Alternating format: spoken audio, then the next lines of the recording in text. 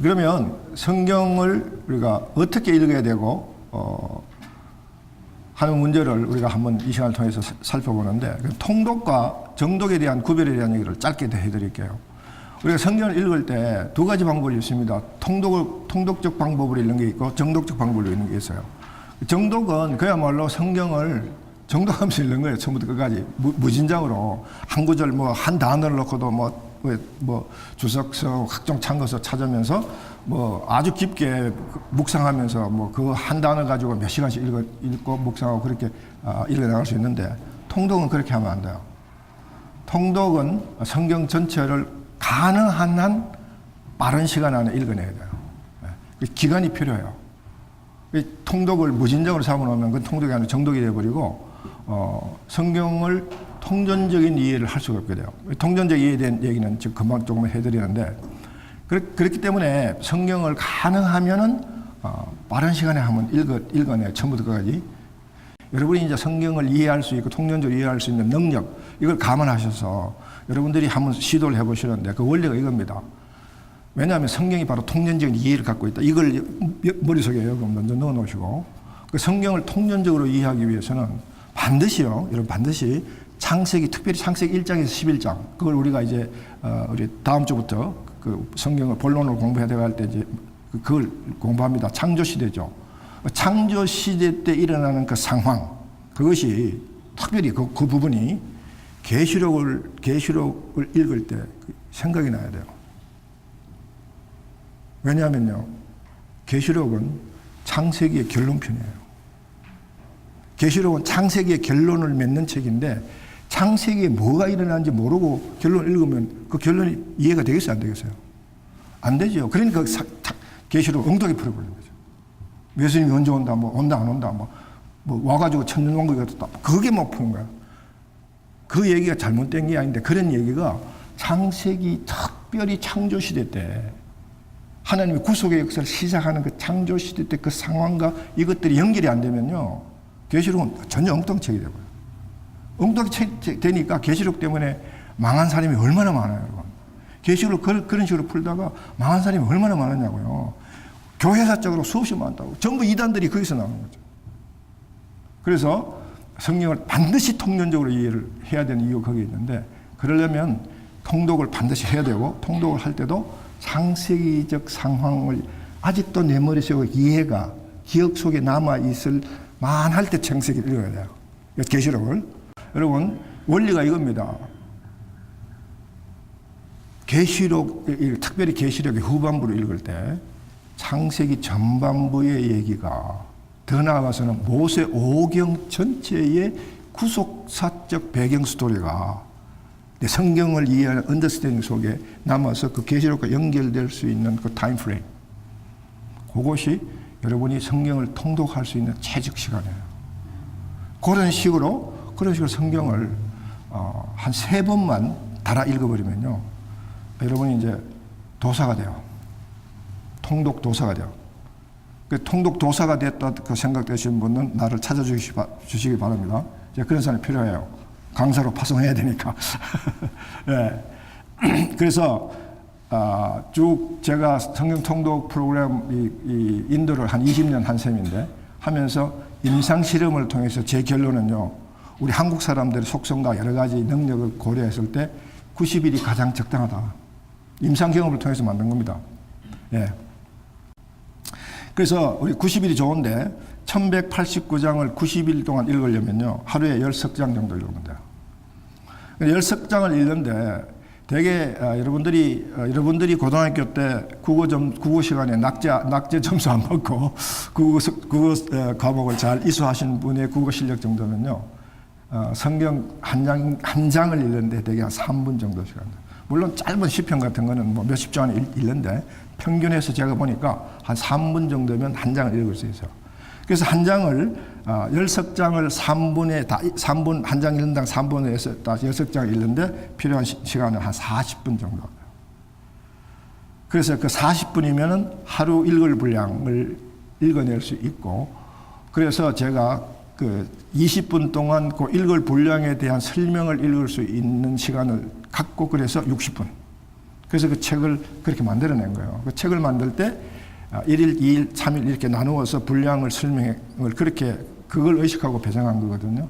그래서 여러분 하루에 1시간이면 성경을 주어진 분량을 읽을 수 있고 그 주어진 분량을 그렇게 읽어 나가면 90일, 딱 90일이면 성경 1도 할 수 있어요. 그런데 그러고 이제 우리가 그렇게 읽어 나갈 때 우리가 어떤 원리를 적용하고 이해를 가지고 배경을 가지고 읽어야 되느냐, 그거는 우리가 남은 시간에 계속해서 설명할 부분이고, 자 여러분, 우리가 지금 이 클래스를 진행해 나가고 앞으로 성경을 이제 읽어 나가야 되는데, 서론 이 시간에 시작을 하면서 여러분 굉장히 중요한 결정을 해요. 우리 첫 시간에 왜 성경을 읽어야 될 것인가, 하나님 능력, 말씀의 능력에 대한 얘기를 살펴봤고, 지금 시간 이제 프랙티컬하게 실질적으로 그리고 어떻게 해야 이 성경을 완독할 수 있겠는가, 가장 기본적으로 여러분 먼저 결단해야 돼요. 하루에 1시간 주님께 바치자는 결단, 이게 필요해요. 이게 안 서면요, 여러분 이게 안 서고 그러고 따라서 거기에 의해서 성경을 안 읽어 나가면요, 여러분 여기 와서 16주 동안 또는 60강을 이 강의만 열심히 배워가지고 노트 필기해서 지식만 자꾸 쌓으면요, 그것이 여러분의 영혼에, 죄송합니다, 해악이 될 수 있습니다. 왜? 영적 교만이 되니까요. 여러분 성경 지식만 자꾸 쌓고 그렇게 해서 성경 공부한 사람이 왕왕 보면요, 자기가 성경 전체를 다 터득한 걸로 착각하는 사람도 있더라고요. 여러분 성경 통독 프로그램 중에 스토리라인 쪽으로 쫙 그냥 지식적으로 쫙 공부해, 체계적으로 쫙 공부시켜주는 그런 프로그램 굉장히 많아. 근데 의외로 그런 프로그램에 가보면요, 성경 읽는 걸 강조 안 할 뿐만 아니라 아예 그 학생들이 성경을 안 읽어요. 성경에 관하여 공부하고, 그리고 자기 스스로가 성경을 다 이해한 것처럼 그렇게 착각한단 말이에요, 착각. 그러니까 성경을 안 읽는 거예요. 여러분 성경 읽는 거, 본문을 읽는 거하고 성경에 관하여 지식하고는요, 비교가 안 되는, 비교하면 안 되고 비교가 안 되는 거예요, 여러분. 주의 말씀을 엎조리려고 내가 새벽에 눈을 떴나이다. 시편 119편. 그리고 주의 뜻대로 나를 세우소서. 그 믿음 가지고 새벽에 나와서 말씀을 붙들고 읽으니까 어떻게 해요? 누가 역사해요? 말씀을 읽으면요, 여러분의 지식이, 여러분의 지혜가 그 성경 말씀을 통해서 역사합니까? 아니요. 성령의 저자는, 성경의 말씀의 저자는 성령 하나님이세요. 성령이 역사할 수 있는 기회를 주시는 거잖아요. 여러분 성경을 안 펴면 성령이 여러분 삶 가운데 능력으로 임할 수 있는 기회가 없다는 거예요. 성경에 관한 책 아무리 펴도 그거는 인간의 지혜가 그게 있지 성령의 지혜가 없다는 거예요. 간접적으로 성령의 지혜가 역사할 수 있을지는 몰라도 성령 하나님의 지혜가, 능력이 직접적으로 여러 삶 가운데 역사하기를 원하시면 성경 책을 펴세요. 성경 주석서를 펴는 게 아니라 성경 책을 펴세요. 본문을 읽으세요. 거기에서 여러분 성령 하나님을 만나실 겁니다. 그래서 그걸 위해서 여러분 하루에 1시간을 바쳐야 됩니다. 그런 결단 없이 그냥 여기 와서 성경에 대한 지식 좀 얻어가지. No. 이왕 시작하는 거 한번 그런 결단을 한번 해보자고요. 자, 그러면 여러분 성경을 읽는다고 하나님 우리에게 24시간을 줬는데 성경을 읽으니까 내가 특별히 1시간이 더 필요하구나, 내가 1시간을 더 주마, 그리고 우리가 25시간을 받습니까? 아니요. 우리는 여전히 24시간 가운데, 우리는 여전히 하나님이 주신 이 24시간의 일반 은혜 가운데 머물게 된다는 거죠. 그러나 그 다음에 여러분이 그 1시간을 빼낼 수 있는 특별 은혜를 주신다고. 그게 뭔지 여러분 갈고 기도하시면 결정하세요. 만약에 도저히 나는 1시간 뽑을 수 없어, 도저히 내 삶이 너무 타이트하게 짜여져 있어서 1시간 뽑을 수 없어, 그러신 분이 계신다면 잠을 1시간 줄이십시오. 그건 가능하죠? 내가 새벽에도 시작하니까요, 그 잠이 많던 게 3시가 되면 어김없이 잠이 깨서 안 와. 내가 좀 더 자야 되겠다고. 그럼 그냥 주스 입고 새벽 기도장을 나갑니다. 그래서 하루 종일 하도 필요한 게 하나도 없어. 더 그냥 원기왕성하고요. 내가 90일 새벽 기도하면서 내가 얼마나 젊어졌는지 모르죠. 왜 그전에 안 봤으니까. 이제 우리 90일 후에 봐서요. 내가 다시 90일 새벽 기도 다시 인도하는데 우리 강의 끝날 때쯤 우리가 끝날 거야. 그러면 그때 내가 얼마나 젊어졌는지 한번 보세요. 예, 이건 농담이지만 사실 진담입니다. 말씀을 읽는 1시간 우리 주님께 바치면서 우리가 정말 결단하십시오. 이것만큼 더 중요한 결단은 없습니다. 그 다음에 이제 중요한 것은 여러분 성경이 무엇이냐, 성경이 무엇이냐에 대한 여러분의 기대감 또는 여러분이 성경에 대한 여러분의 이해, 아주 기초적이고 베이직한 이해 또는 성경에 대한 여러분의 데피니션, 여러분 성경을 뭐라고 정의할 수 있느냐, 이것이 바로 여러분의 성경을 읽는 기대감이에요. 성경은 우리에게 복 주는 책이다. 그런 사람들은요 성경을 여러 번 읽어서 복 받으려고 성경을 알고 있습니다. 그런데 지금 불행하게도 우리 한국 이 성경 통독 운동이 전부 한 80%가 그런 식으로 진행된다는 거죠. 독수 중심 성경 읽기, 독수 여러 번 읽는다. 그러니까 그게 우리가 무속적인 그런 어떤 잘못된 축복관 때문에 성경적 축복이 뭐냐 그 얘기도 우리 말씀 나눕니다만은 잘못된 축복관 때문에 성경을 그런 식으로 읽는 사람들이 굉장히 많고 정말 너무 안타까워요. waste of time. 너무 안타까운 그런 모습들을 많이 보는데 성경을 100번 읽으면요 그거만큼 복 받는다고 생각해서 그러니까 그냥 덮어놓고 막 읽는 거죠. 얼마나 안타까운지 몰라. 그래서 여러분 성경은 그렇게 읽는 거 아닙니다. 성경은요 조금 전에도 얘기했지만 앞으로도 우리가 강의의 목표가 그거예요. 방향이 그렇고 방법이 그래요. 통전적 이해. 통전적 이해를 추구하고 그 통전적 이해에서 내 자기중심성이 내려지며 어떻게 해요? 내 가치관이 바뀌는 거죠. 그리스도의 발 앞에 복종하게 한다. 그리스도 발 앞에 복종하게 되면 어떤 결과가 오느냐?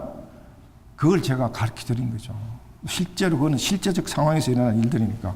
성경이 뭐냐 하는 얘기를 우리가 잠깐 좀 나눠볼 텐데 성경이 뭐라고 생각하십니까?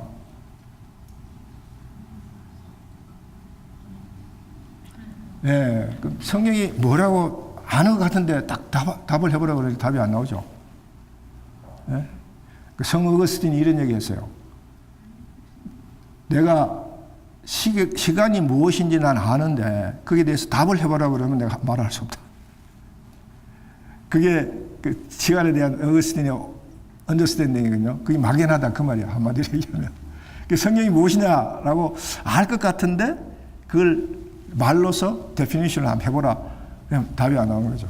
그러니까 여러분 성경에 대해서 그만큼 소위 무식하다 그 말이에요. 답이 안 나오는 거죠. 그렇죠? 너무 막연한 거죠. 그냥 그런 생각을 안 했으니까 성경 하나님의 말씀. 거의 답이 하나님의 말씀. 또 조금 재밌게 표현하면 하나님이 우리에게 주신 연애 편지. 틀린 얘기 아니에요. 맞는 얘기인데 so what? 맞아요. so what? 어떻게 되는 거예요? 하나님 말씀인데 어떻게 되는 거예요? 네.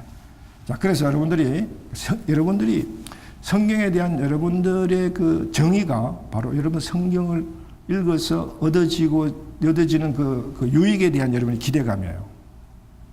어떤 미국 목사님이 이 바이블이라는 성경이 무엇이냐를 정의하면서 이 바이블이라는 철자를 가지고 이렇게 정의를 했어요. Basic information before leaving earth. 이 얘기를 우리말로 바꾸면 이 땅에 살아가는데 필요한 기본 정보, 베이직 인포메이션을 제공하는 책이다. 이것도 굉장히 브로드한 개념인데 성경이 무엇이냐 이것도 굉장히 넓은 의미인데 그래도 조금 구체적으로 뭔가 드러났죠. 이 땅에 살아가는데 필요한 기본 정보를 제공하는 책이다. 여러분 성경은요 천국 가서 천국에서 얻어지는 그 어떤 그런 것들을 위해서 읽는 책이 아닙니다. 천국 갈 때 가지고 간 책도 더더군 아니고요. 왕왕 장례식 때 가보면요. 그 고인이 평소에 있던 성경책을 그 관 속에 들어있는 걸 보는데 대단히 잘못된 거예요. 그 고인을 얼마나 무시하고 모독하는 길이에요. 그 고인이 이 땅의 모든 장막을 벗고 어디로 가요? 성경이 필요 없는 하나님께로 간다. 하나님 나라. 근데 거기까지 가서도 성경을 가지고 가서 하나님 앞에서 성경 읽으라 그러면 얼마나 그 모독하는 얘기예요. 그렇죠? 그 사람이 이제 성경의 모든 굴레로부터 벗어났다. 얼마나 자유스러운 그 상황으로 돌아가는 거예요. 본래의 모습으로 돌아가잖아요. 예. 그래서 성경은 관성에 넣어주는 것 아닙니다. 앞으로 그런 많은 상황이 오면 그걸 기억하시고 성경 넣지 마세요. 성경은 우리가 이 땅에, 바로 이 땅에 살아갈 때 필요한 기본 정보를 제공합니다. 기본 정보가 뭐냐, 그럼? 그게 바로 복 준다는 얘기예요. 여러분, 성경을 피시면 복이라는 얘기가 제일 먼저 어디서 나오느냐면요. 창세기 1장 26절에 나와요. 내가 저들에게 복을 줘. 이 땅에 생육하고 번성하고 충만하라. 복 준다는 거죠. 복. 여러분, 이게 바로 우리가 바로 이게 우리가 추구하는 거예요. 우리가 아무리 경건하게 우리가 아무리 뭐가 다 얘기해도 모든 인간은요, 파스칼이 빵세에서 얘기했다고가 아니라 모든 인간은 복과 관계되지 아니하고는 전혀 동기부여를 받지 못한다라고 했어요. 우리 삶이 살아가는 가장 우리 베이직 기본적으로 추구하는 게 뭐냐면 복이에요. 이렇게 한번 물어볼게요. 여러분 예수 왜 믿나요? 지금 두 번째 질문에 대답 못하잖아. 성경이 무엇이냐? 대답 못하고. 예수 왜 믿느냐? 대답 못하고. 그러니까 여러분이 지금 얼마나 신앙생활이 얼마나 피상적으로 해왔다는 얘기야. 이런 데 대한 답이 구체적으로 나올 수 있을 때까지 여러분 성경이 구체화돼야 된다. 신앙이. 예수 왜 믿어요? 구체적으로 한번 얘기해 보세요. 자신 있게. 복 받는 얘기. 예, 맞습니다. 예수 복 받을 거 믿어요. 나는 그래요.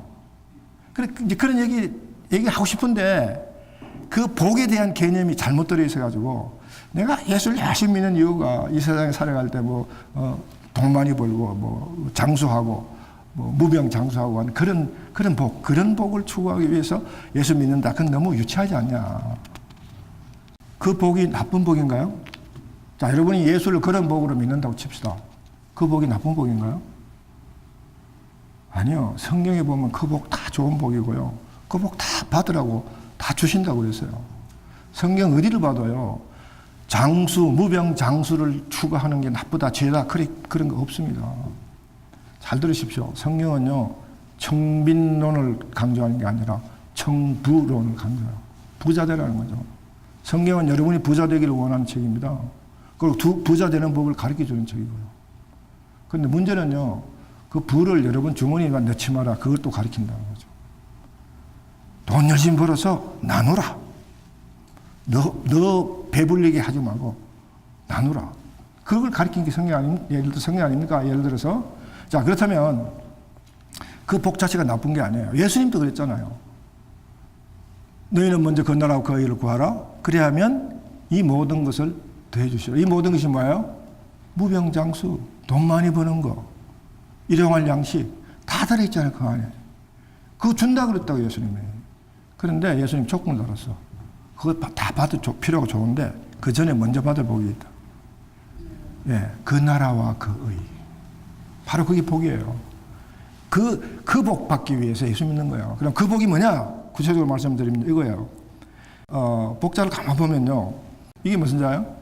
예, 밭전자인데 이 밭전자를 그러지 마세요. 이제 여러분하고 나하고 위해서는 앞으로 이 강의가 진행되는 동안에 내가 혹시 다 물을 기회가 없겠지만 혹시 묻거든.